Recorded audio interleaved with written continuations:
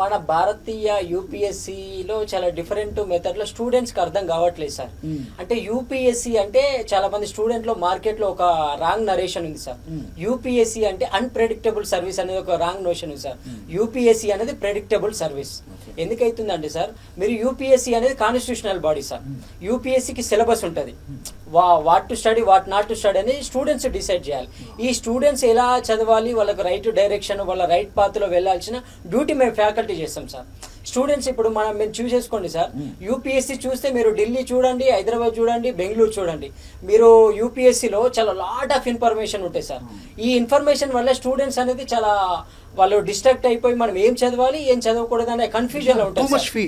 ఈ కన్ఫ్యూజన్ ని మేము బ్రేక్ డౌన్ చేసేసి మీరు ఇది చదవాలి, ఇది చదివితే మాత్రమే మీరు క్రాక్ చేయగలుగుతారు.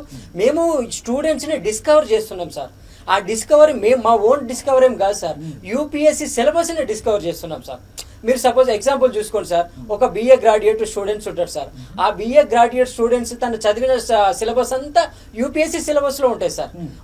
మనం ఫౌండేషన్ లాగా ఏం చెప్పలేం కదా సార్. మనం ఎక్స్ప్లోర్ చేయాలి సిలబస్ ని, ఏం చదవాలి ఏం చదవకూడదు అనే ఆ ప్రాస్పెక్టస్ లో మేము చెప్పేసి మా అకాడమీలో చాలా కీ రోల్ గా మేము స్టూడెంట్స్ కి బోధన చేసేసి వాళ్ళని ర్యాంక్స్ గా తీర్చిదిద్దడమే ముఖ్య ఉద్దేశం సార్.